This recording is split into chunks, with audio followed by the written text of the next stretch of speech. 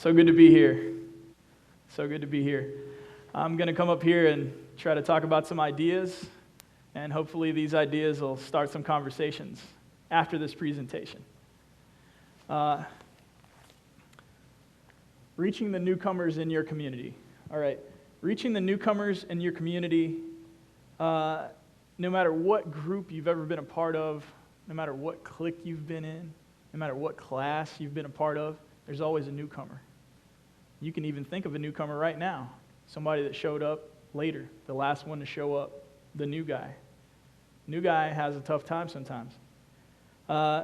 Okay, what makes us human? There's a lot of things that make us human. One of the big things that makes us human is that we're big on groups. It's one of the biggest things that makes us human. We're big on cliques. We're big on tribes. It's one of the big things that makes us human. So it's safe to say that xenophobia is endemic to being human. Xenophobia is endemic to being human. Xenophobia is this thing that happens with people where there's fear and suspicion of the last guy that showed up. That's endemic. That's us. What makes us humans is that we have a fear and suspicion of the last guy that showed up. Okay. Now, in history, typically the last guy that showed up, the newcomer, is blamed for problems in the community.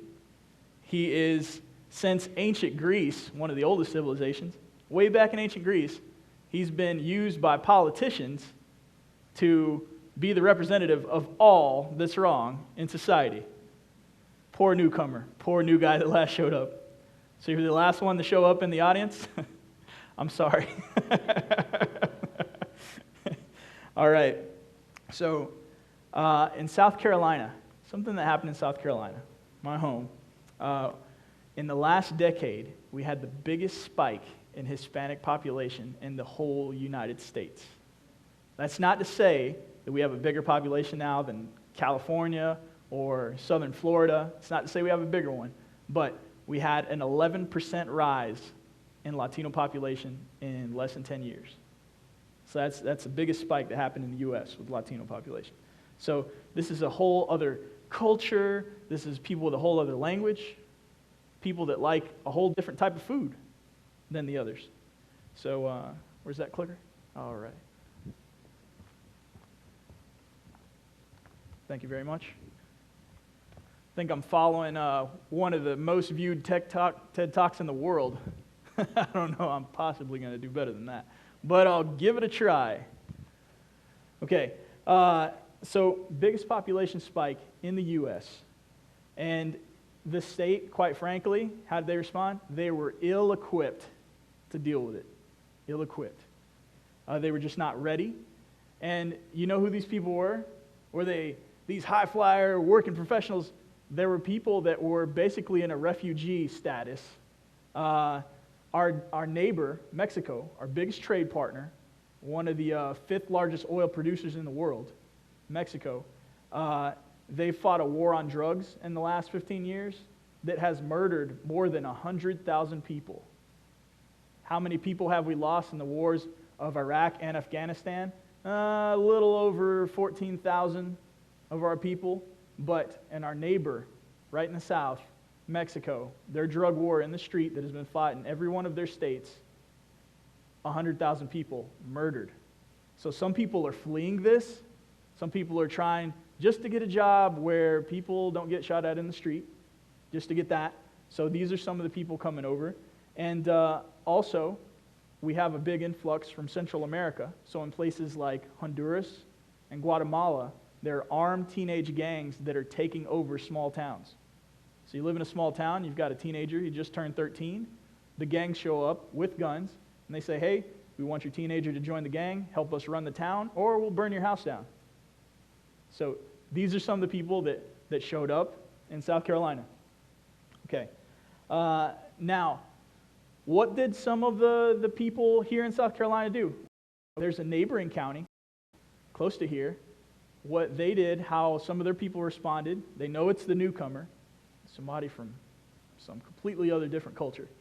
Okay, one of the longest serving sheriffs in this nearby county to us He got arrested for taking, he made something like thousands and thousands of dollars in bribes, because what they were doing was routine traffic stops were arresting these people because they didn't have a driver's license, which isn't always necessarily arrestable, and they were holding them in jail and say, hey, you know, since you don't have your driver's license, you probably don't have all your federal docs, so we don't have to tell the feds about this incident if you just have a couple $100 on you.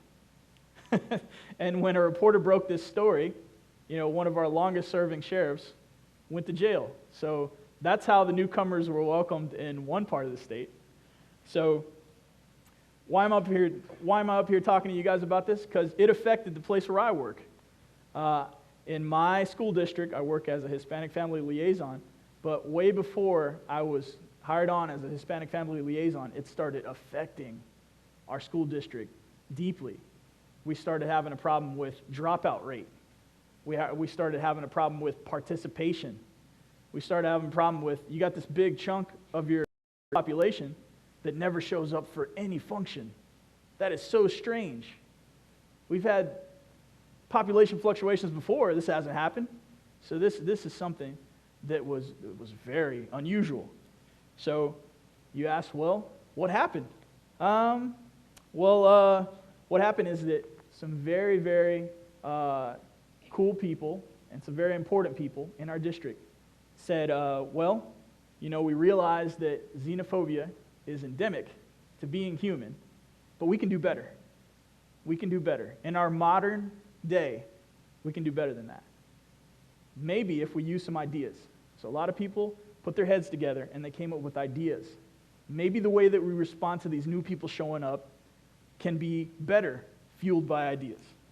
Okay, so some of the solutions were, well, let's see what they're having trouble with. Okay, in Mexico, a lot of the states in Mexico don't promise a public education or free education past the 3rd grade. So you've got lots of people showing up that once their son or daughter turns 13, they're not used to sending them off to high school. So when they get to this completely new culture where people speak a different language and eat different food, they automatically say, what are you doing? You can't just stop at middle school. They have to keep going 4 more years. And so these people say, oh, okay, sure. Help them with that homework. Help them with that math. Help them with that. Help them with that science. And so they're still saying, sure, you got it, but I got no idea what I'm doing here. So that was one of the cultural rifts. So some of the people in planning, some of the people around the district got together and they made this map. One of the great ideas was they made this map showing where all the people in the district have internet service. And they saw this big, huge blue spot in the spot where most of the Hispanic people had been moving to and living.